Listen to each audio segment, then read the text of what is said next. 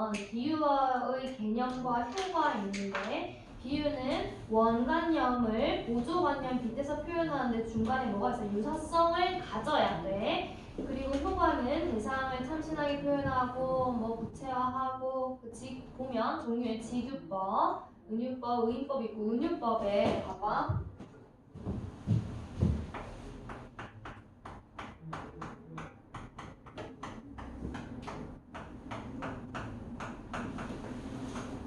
이렇게 돼 있어도 결국 뭐야? 내 유녀는 뭐였다는 거야? 윗목이었다는 거야, 맞지? 아랫목이 따뜻하잖아, 얘들아.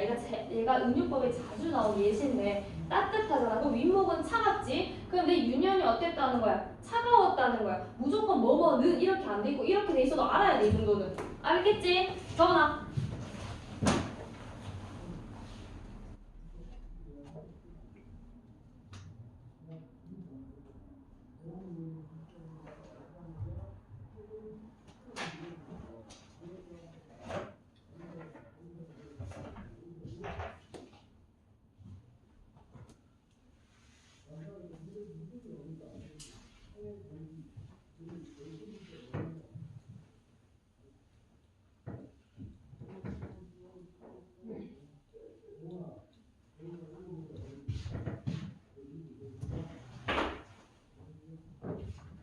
사라는 벼랑을 봐봐.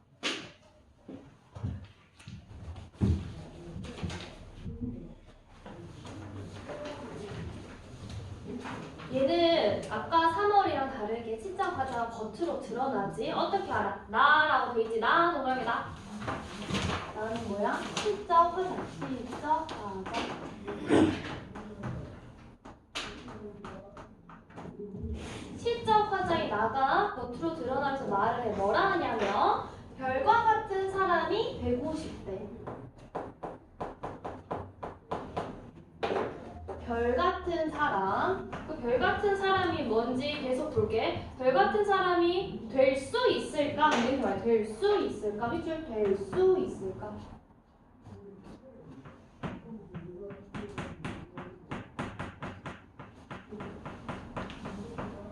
근데 여기 보면 요까라는 거는 의문형 종결어문이야. 의문형에 사용되는 의문형 종결어문.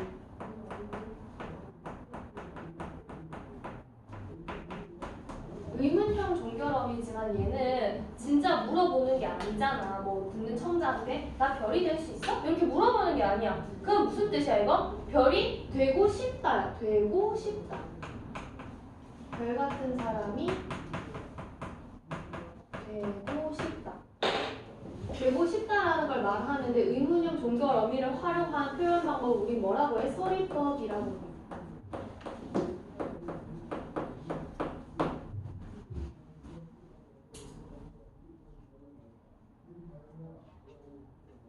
자, 서리법을 통해서 첫 번째 뭐를 나타내냐면 되고 싶다를 간접적으로 말해. 되고 싶다를 간접적으로 의문형 종결 어미를 활용해서 간접적으로 되고 싶다고 말해. 그러면서 서리법이니까 당연히 강조하는 거야. 뭐를 강조해? 내 되고 싶다라는 소망. 별 같은 사람이 되고 싶다는 소망을 강조해.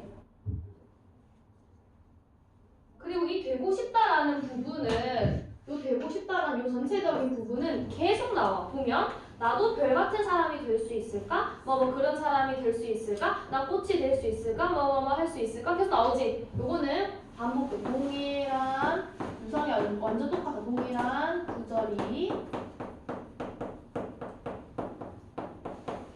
반복되지. 반복되면 무조건 은유를 형성해. 또 강조해. 뭐를 강조하겠어? 나는 이런 사람이 되고 싶어. 이걸 강조하는 거야.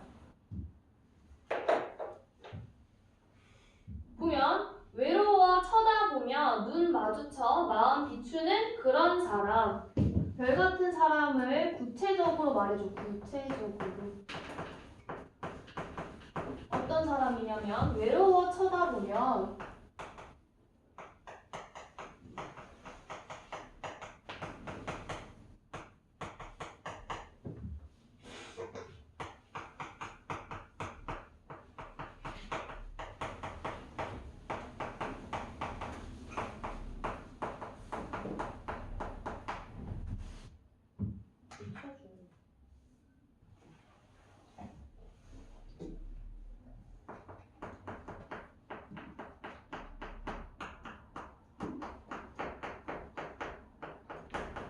자, 보면 외로워 쳐다보면이라고 했으니까 어떤 상황일 때? 시적 상황이 외로울 때.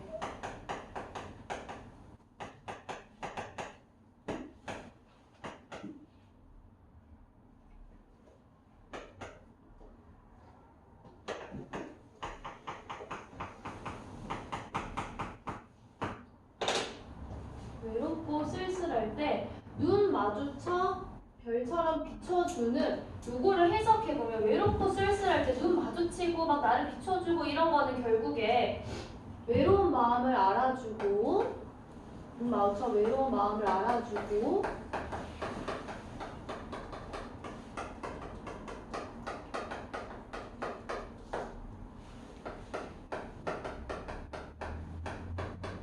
내 마음을 막 비춰주는 어떤 존재가 따뜻한 존재지. 공감과 위로를 해주는 따뜻한 존재. 즉 별은 뭐를 상징하는 거야? 외로운 마음을 알아주고 마음을 따뜻하게 공감해주는 사람을 상징하는 거야. 상징. 그럼 별의 상징적 의미 적으세요. 이렇게 적어야 돼.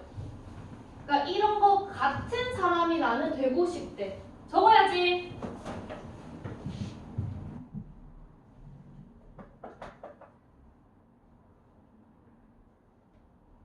자, 이런 사람이 별과 같은 사람이래. 그래서 그런 사람 되고 싶대. 그 다음에 나도 꽃이 될 수 있을까? 또 뭐가 되고 싶대? 꽃이 되고 싶대. 꽃, 동그라미, 꽃이 되고 싶대. 세상 일이 괴로워. 아까처럼 세상 일 괴롭고 뭐 시적 상황이 괴롭고 외롭고 막 쓸쓸할 때 쓸쓸히 밖으로 나서는 날에 가슴에 환히 안기어 밑줄 화 안희. 여기 거기 돼 있다시피 환희를 일부러 환히 이렇게 늘려 쓴 거야, 맞지? 이런 거 아까도 얘기했듯이 시적 허용이지.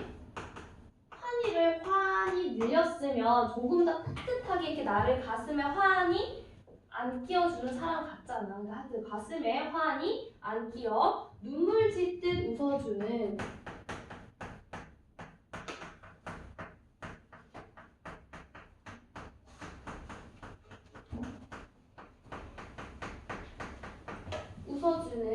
하얀 들꽃이 될 수 있을까?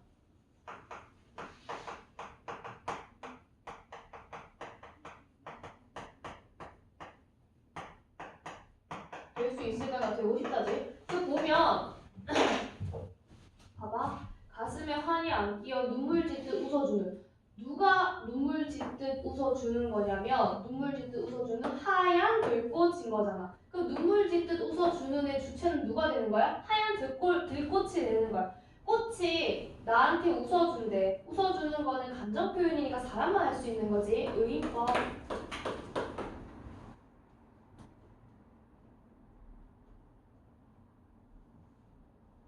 그러면 막 가슴에 안겨 막 안아주고 막 웃어주고 이런 건 결국 뭐야? 공감이야. 공감. 요거 전체가 다 공감이야. 그러면 하얀 들꽃은 공감하고 위로해주고 안아주니까 포용해주고 요런 존재인 거야. 이런 존재가 나는 되고 싶다 이거야. 들꽃이라는 게 길 가다 보이는 다 좀 흔하게 볼 수 있는 꽃이 들꽃이라고 하거든. 그러니까 이런 소박하고 공감 잘해주고 이런 따뜻한 존재가 되고 싶다는 거야, 이 사람이. 그 다음에 가슴에 사랑하는 별 하나를 갖고 싶다.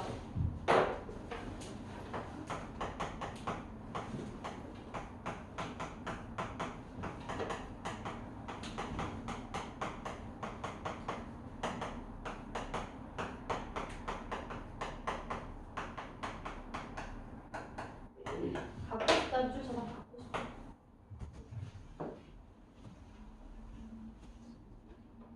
봐봐. 아까는 뭐라 했냐면 되고 싶다 했는데 지금은 갖고 싶은 거야. 내용이 조금 달라졌어. 근데 심지어 아까는 될 수 있을까? 라고 간접적으로 말했다면 지금은 갖고 싶다. 뭐뭐 하고 싶다. 이건 소망이지. 소망을 어떻게 표현해? 직접적으로 표현해. 즉 아까 별이 무슨 의미였냐면 외로운 마음을 막 안아주고 막 따뜻하게 해주고 비추어주고 공감하고 위로하고 이런 존재다. 나를 공감하고 위로해주는 존재를 하나 갖고 싶대. 그 다음에 외로울 때 부르면 다가오는, 내가 외롭고 슬프고 쓸쓸할 때 다가오는 별 하나를 갖고 싶대. 별도 갖고 싶. 뭐야? 별 하나를 갖고 싶다. 그 다음에 마음 어두운 밤, 세모, 마음 어두운 밤. 이게 언제야? 외롭고 쓸쓸하고 뭐 힘들고 이럴 때 우러러 쳐다보면 반짝이는 그 맑은 눈빛으로 나를 씻어. 반짝이는 그 맑은 눈빛으로 나를 씻어준대. 이게 무슨 뜻이야? 나를 공감해주고 포용해주고 이해해주는 그런 길을 비춰주는 길 동안. 그래서 그 별이 나를 공감해주고 이해해줘서 결국 길을 비추어줬으면 좋겠대. 그럼 이때의 길은 그 진짜 로드가 아니잖아 지금. 그러면 나아가야 할 방향이라고 할 문제야. 나아가야 할 방향. 그럼 구체적으로 말하면 뭐 삶의 목표? 이런 것들이겠지. 이거를 비춰주는 그런 사람이 하나 갖고 싶다. 밑줄. 그럼 봐봐.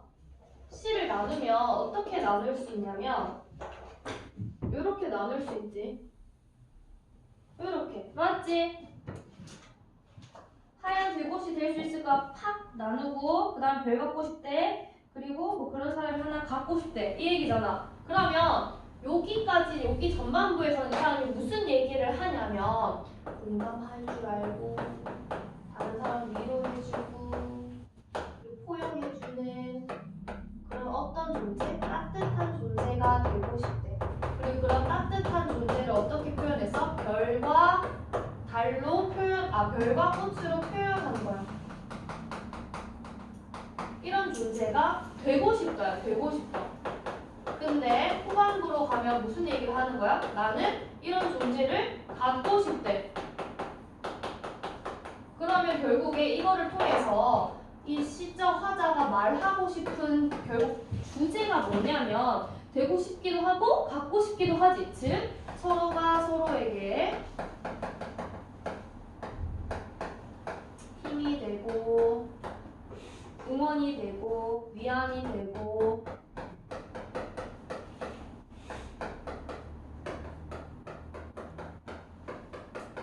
그런 긍정적이고 희망적인 삶을 살고 싶대.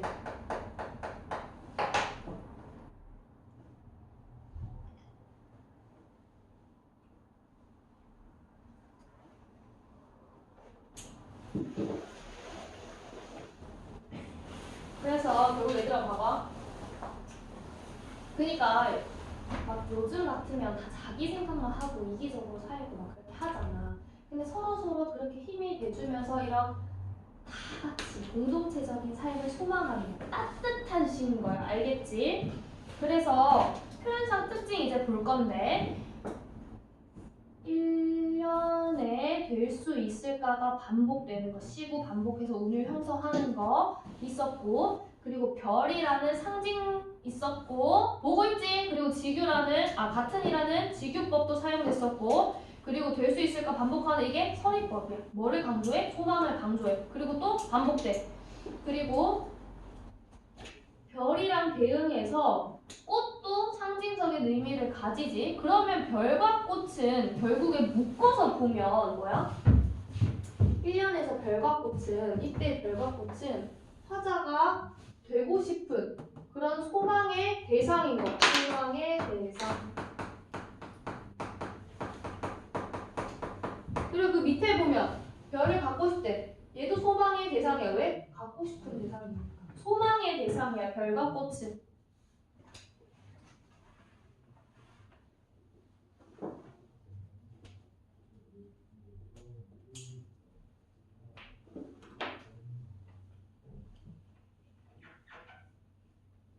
그 다음에 화환이 시적 호용 쓰였었고 눈물 짓듯 웃어주는 의인법 쓰였었고 그러니까 의인법을 활용해서 괴로움을 공감해주고 포용하는 뭐 그런 걸 강조하는 거지. 그런 하얀 들꽃이 되고 싶대. 결국 꽃이랑 별은 우리가 쉽게 볼 수 있는 그런 일상적인 소재야. 일상적인 소재를 활용해서 화자의 소망을 이야기하고 있는 시지. 그리고 계속 마음 어두운 밤, 그리고 세상 일이 괴로워 쓸쓸히 밖으로 나서는 날, 외로워 쳐다보면 이런 식으로 시적 상황들이 나와. 그럼 지금 화자의 그런 상황이나 정서가 어떻게 써? 외롭고 쓸쓸하고 막 고통스러운 거야. 그래서 뭐가 필요해? 위로가 필요한 사람이야. 그래서 나는 이런 사람이 되고 싶고 갖고 싶다. 이 얘기를 하는 거지. 그 다음 밑에 학습호 보세요. 학습호 1년과 2년에 뭐뭐이 될 수 있을까? 뭐뭐이 될 수 있을까? 밑줄 비슷한 문장 구조가 반복되지. 밑줄 쳐 비슷한 문장 구조. 그 다음에 1년과 2년에서 밑에 학습호 1년과 2년에서 될 수 있을까? 시구가 반복되지. 되고 싶다라는 것도 반복되지. 1년과 2년은 전체적으로 뭐가 되는 거야? 대응되는 거야. 알겠지? 1년이나 2년에 똑같은 비슷한 문장 구조를 반복하니까. 그 다음에 시의 상징적 표현과 의미.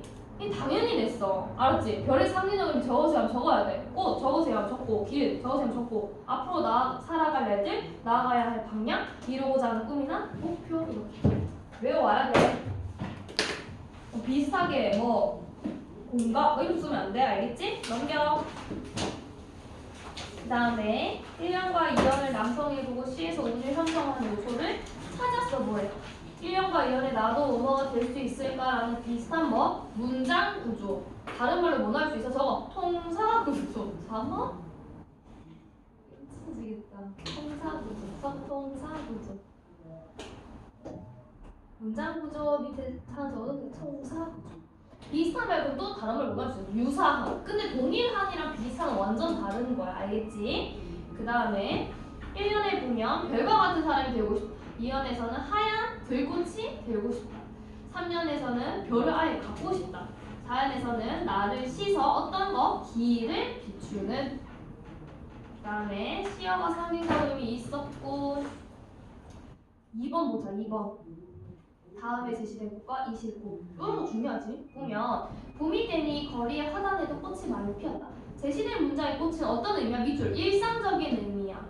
밑줄 일상적 의미. 오른쪽이지. 2번 일상적 의미. 오른쪽 노란색 밑줄 일상적 의미.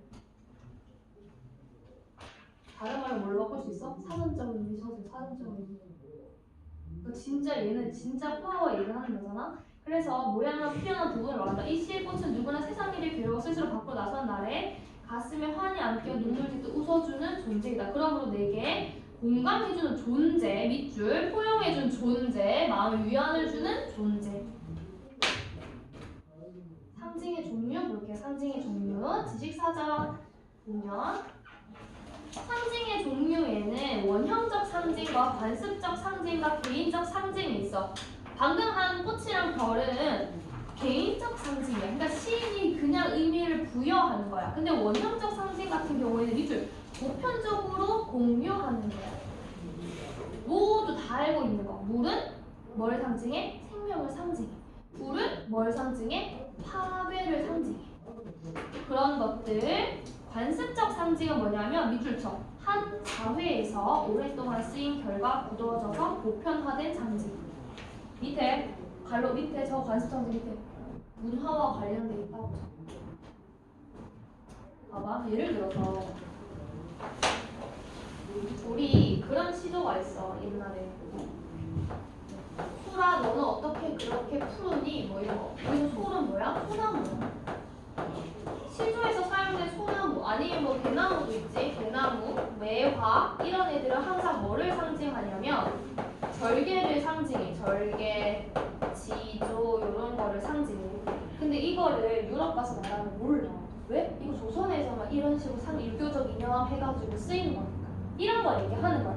비둘기 평화 이런 것도 다 관습적인 상징이야. 어디에 해당되는지 알겠지? 원형 상징이 뭐 있어? 뭐 물불 이런 거.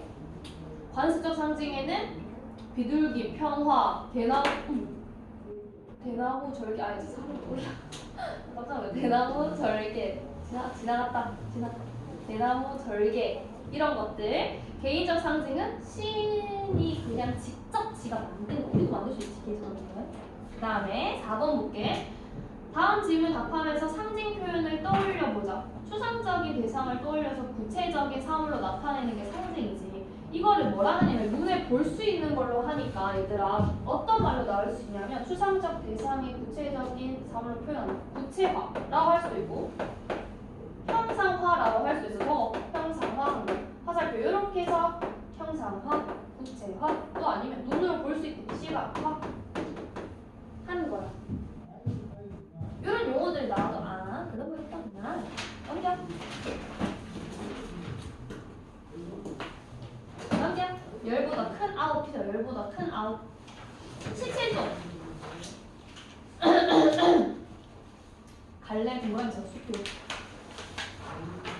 수필의 주제는 뭐야 항상? 깨달음과 자기가 어떤 경험을 해서 그거에 대한 깨달음이 주제이거나 아니면 어떠한 사실에 대해서 자기의 의견 이야기하는 거예요. 수필은 소설과 다르게 자기가 다 겪고 했던 이런 것들을 이야기하는 거니까 허구가 아니야. 알겠지? 근데 이 수필은 뭐냐면 열이랑 아홉의 의미를 비교해가지고 이 사람이 거기에 대한 자기 생각을 이야기하고 있거든? 그래서 성격이 뭐가 있어? 대조적이 있어. 대조적. 정말 대조적.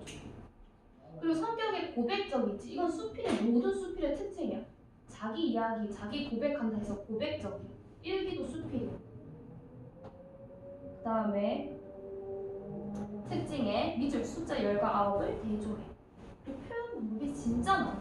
뭐 있어? 비유, 반복, 대꾸. 대꾸가 뭐야? 대꾸. 이거 비슷한 문장 구조를 비슷한 문장 구조가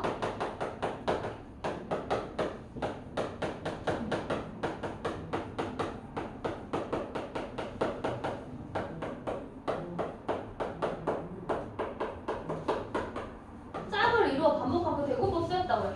나는 오늘 과일을 사고 유찬이는 어제 야채를 샀다. 이런 식으로 비슷한 문장 구조 이렇게 짝지는데 그 다음에 도치 있지? 도치는 뭐야? 말의 어순을 바꾸는 거야. 말의 어순을 바꾸는 저거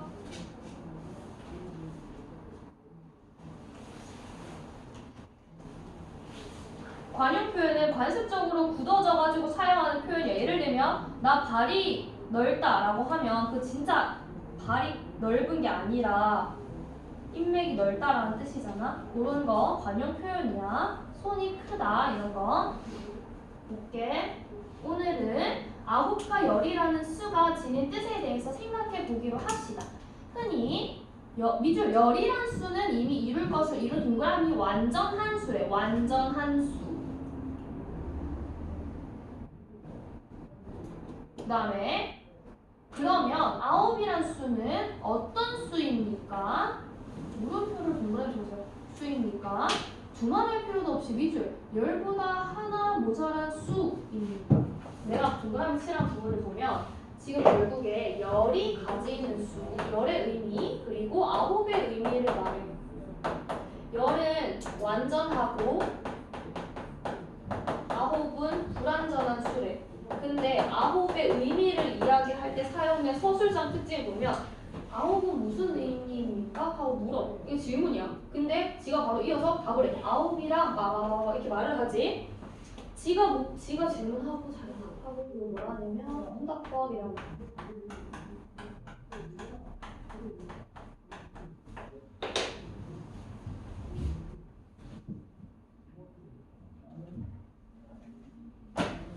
그 다음에 그런데 동양에서는 그 중에서도 특히 우리나라에서는 오랜 옛날부터 10보다 9을 더 사랑한대. 갈로 요새 얼마나 사랑했으면 9, 9 숫자가 2번 든 음력 9월 9일을 동그라미 중량절이니 충분날이니 동그라미 충분날 하는 이름으로 부르면서 1000년이 넘도록 큰 명절을 정하고 세워왔겠습니까? 갈로 닫고. 자, 요 얘기를 하면서 우리나라 사람들은 뭐를 사랑했대? 9을 사랑했대. 그거를 어떻게 설명하냐면 예를 들어서 설명해. 예.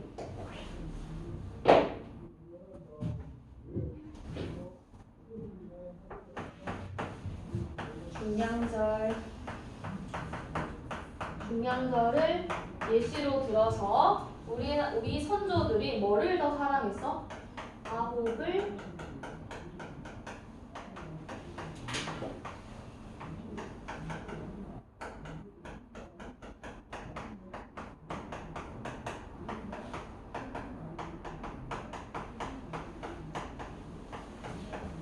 강조한다. 강조.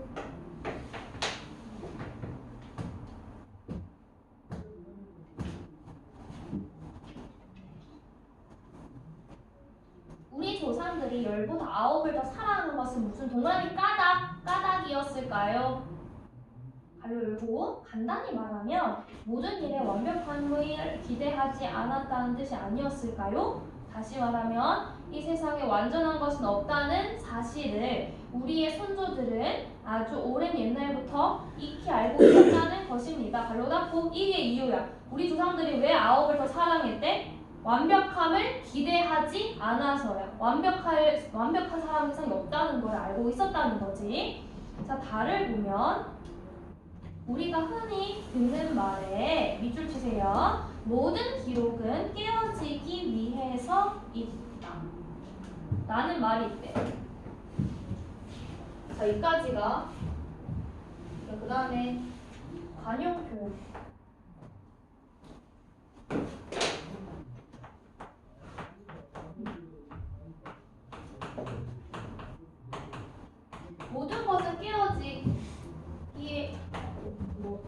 모든 것은 깨어지기 위해서 있다라는 말은 결국 뭐야? 완벽한 존재는 세상에 없다는 거야.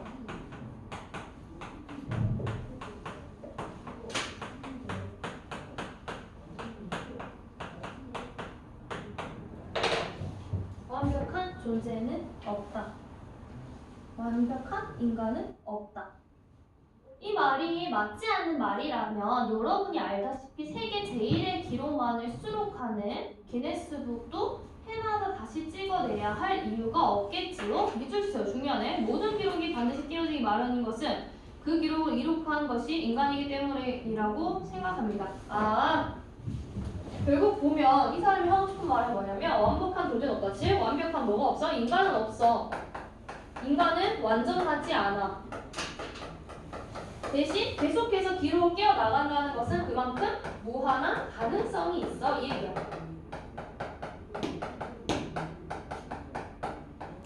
인간이란 존재는 결국 두 가지의 속성을 가지는 거야. 불완전하고 아홉처럼 불완전하고 무한한 가능성을 지닌 존재야.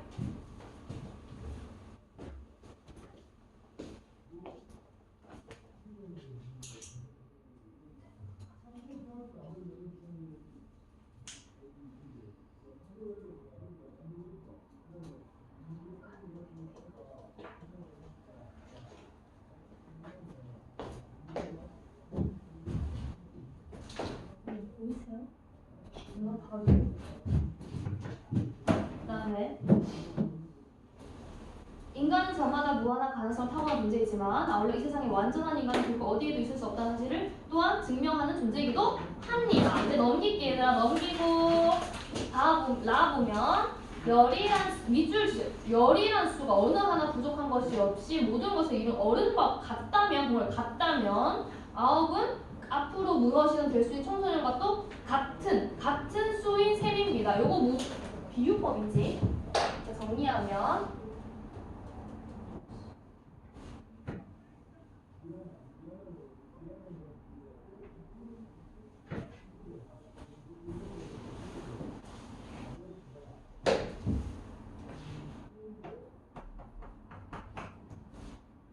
열은 결국 뭐래? 어른과 같대. 아홉은 청소년과 같대. 뭐 하는 거야? 비유하는 거야. 뭐뭐와 같은 비유하는 거야. 비유하는 거면 유사성이 있어야지. 열은 왜 어른과 같다고 얘기하냐면 열과 어른 사이에는 뭐가 있어? 완전함이라는 속성을 가지는 거야. 열도 완전한 수, 어른도 완전하대. 그 다음에 아홉과 청소년 사이에는 어떤 속성을 가지냐면 무엇이든 될 수 있다. 즉 무한한 가능성을 지녔다라는 속성을 같이 가진 비유법 표현하는 거 중요해. 이게 제일 핵심이야. 알겠지? 그 다음에 글씨 안 더러 무한한 가능성 청소년 유 비유 아홉 그 다음에 여러분은 지금 한창 잘하고 한창 배우고 한창 놀아야 할 중학생입니다. 여러분 지금 무엇 한 가지도 완벽할 수가 없으며 항상 어딘가가 부족하고 어설픈 것이 오히려 정상입니다. 갈로 열고 행여 무엇이 남들보다 모자란 것이 아닌가 싶어서 스스로 괴로워하고 외로워하고 서글픈 학생이 있다면 어떨까요? 이제부터라도 10이란 수보다 9이란 수를 더 사랑해 보는 것은 봐봐 지금부터라도 10이란 수보다 9이란 수를 더 사랑해 보라는 뜻은 결국 뭔 소리야? 너는 무한한 가능성을 지닌 존재니까 힘들어하지 마 이 얘기야. 맞지? 그럼 결국 봐봐 표현법 보면 어떨까요? 다음에 이제부터라도 하면 지가 하고 싶은 말을 하잖아. 이거 이렇게 표시해봐. 문장 순서를 바꾼 거야. 얘가 뒤에 있는 게 있으면 앞에 먼저 나와야지. 그래야 말이 되지. 이제부터라도 10이란 수보다 9이란 수를 더 사랑해 보는 것은 어떨까요? 이렇게 말해야 되잖아. 맞지? 근데 얘가 지금 그 뒤에 지가 하고 싶은 말을 이렇게 뺐다고. 이런 걸 뭐라고 해요? 도치법이라고. 도치법은 뭔데? 말의 어순을 바꾸는 거야. 도치법의 효과는 강조하는 거야. 뭘 강조해? 당연히 뒤에 막 요 말을 강조하고 싶겠지. 이게 자기가 하고 싶은 말이니까 주제. 주제를 강조해.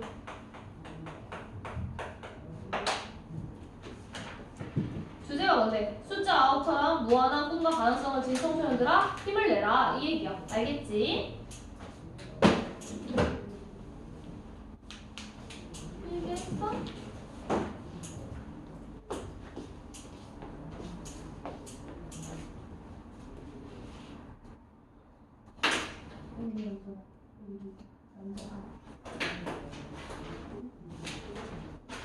글씨 왜 이래?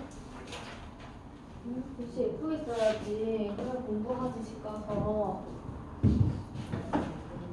1번 봐봐. 표현 방법을 바탕으로 주제를 파악해보자. 이게 주제야. 봐봐. 열을 표현한 대상 어른이지. 어른. 왜? 부족함이 없는 것. 즉 완전하며 완전한. 아홉 청소년은 불완전함을 가졌지만 무한한 가능성을 지닌 존재 이런 거지. 그래서 그 표현 방법들이 좀 중요해. 특히 비유법을 통해서 주제를 드러낸 부분이 가장 중요하지. 수필 보면 3단 구성으로 나눠서 내용 정리해볼게. 가는 뭐야? 처음이야. 처음. 저거 가 앞에. 처음. 처음에는 뭐를 이야기를 해? 열과 아홉의 의미를 이야기하면서 우리 성도들은 아홉을 더 좋아했어 이야기하는 거야. 그 다음에 나다라. 나다는 중간. 그래 중간. 중간에서는 무슨 이야기를 하냐면 세상에 완벽한 인간 없다. 다 불완전하고 무한한 가능성을 지닌다. 그 다음에 끝에는 뭘 이야기해? 열은 어른을 빗대 표현하고 청소년은 아홉을 빗대어 표현하면서 청소년들은 무한한 가능성을 지닌 존재니까 다 같이 있어. 힘내. 이 얘기하는 거야. 알겠지? 숙제는 어디까지냐면 22쪽 같은데